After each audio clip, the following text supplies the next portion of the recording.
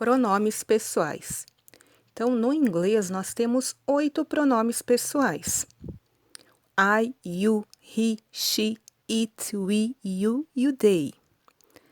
O I corresponde ao eu, you, você no singular, he, ele, masculino, she, ela, feminino, it, ele ou ela para animal ou objeto, we, o nós, you, vocês, e o they, eles e elas, para pessoas, animais e objetos. Então, quando são duas ou mais pessoas, animais ou objetos que eu estou me referindo na frase. Presente simples. Conjugação do verbo no simple present. Então, nós temos aqui todos os pronomes pessoais. Utilizamos o verbo like como exemplo. E o que aconteceu com ele? Apenas o acréscimo do S nas terceiras pessoas do singular. Então, para conjugar, no português eu falaria: eu gosto, tu gosta, ele gosta, nós gostamos, vós gostais e eles gostam. No inglês, então, ficará: I like, you like, he likes, she likes, it likes, we like, you like e o they like. Então, a única coisa que mudou na conjugação do verbo no inglês, na forma afirmativa, foi o acréscimo do S no verbo like, likes, e apenas nas terceiras pessoas, he, she ou it.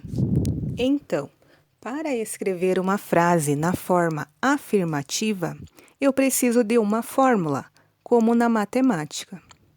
Eu preciso de um sujeito, de um verbo principal e de um complemento. O sujeito pode ser o pronome, um nome de pessoa, um nome de animal, objeto. Verbo principal, a ação que ele está fazendo. Dançar, brincar, correr, beber, saltar, e etc. E, por último, um complemento para finalizar a minha frase na forma afirmativa.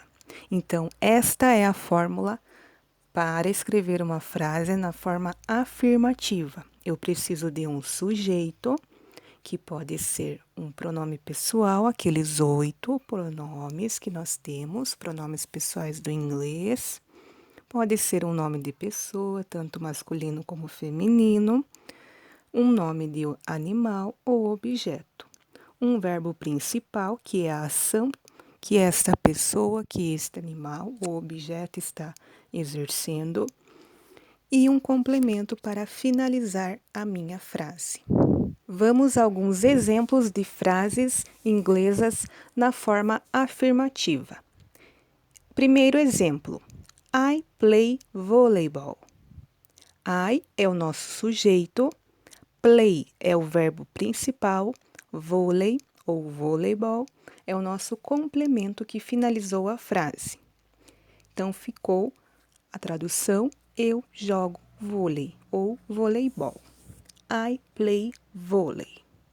Então, percebam que I, pronome pessoal, é a primeira pessoa do singular. Então, não é a terceira pessoa. Então, não sofre acréscimo de S, ES ou IES nos verbos. Então, por isso que ficou play, porque I é primeira pessoa do singular.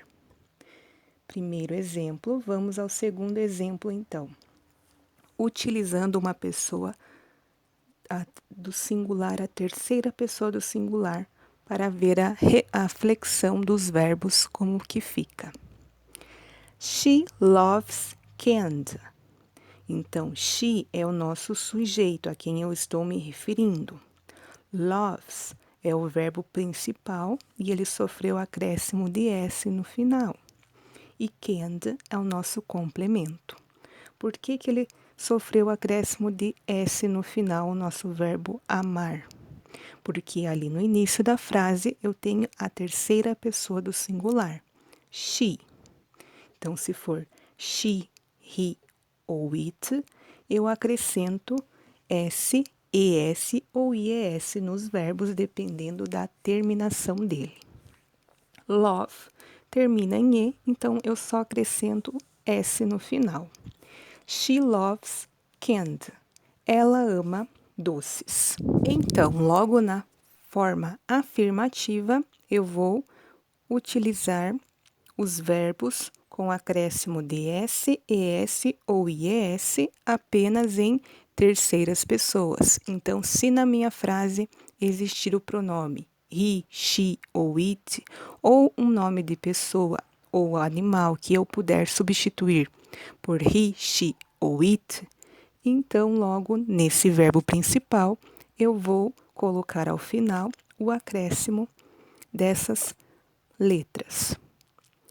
Então, as regras dos verbos. Então, a regra geral é acrescentar S no final. Temos ali o exemplo read, que é o verbo ler. Fica reads. She reads. He reads. It reads. A regra 2 são para terminações com O, SH, CH, S e X. Então, quando o verbo em inglês termina em O, SH, CH, S ou X, eu acrescento ES no final dele. Exemplo, o verbo go, terminado em O, que é o verbo ir, fica goes. He goes, she goes, it goes. O verbo watch, que é o verbo assistir, terminado em CH, fica watches. He watches, she watches, it watches. Assistir.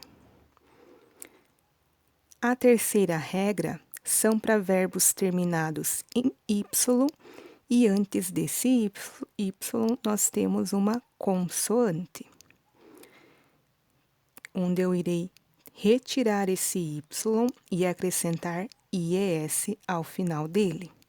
Então, aqui nós temos o exemplo study. Study termina em Y, mas antes do Y tem a letra D, que é uma consoante. Então, vogais A, E, I, O, U e o restante do alfabeto são as consoantes. Então, o D é uma consoante. Logo, eu vou retirar aquele Y e acrescentar IES. Studies. He studies, she studies, it studies. O verbo estudar. E a quarta regra é a regra do Y também, mas o Y terminado, precedido, antes dele, uma vogal. Então, se tiver antes dele o A, o E, o I, o O, o U, eu vou apenas acrescentar o S. Então, vai aplicar-se a regra geral, só acrescenta S. É o exemplo do play. Play termina em Y, mas antes do Y tem uma vogal, a vogal A. Então, logo, aqui eu vou acrescentar apenas o S. He plays,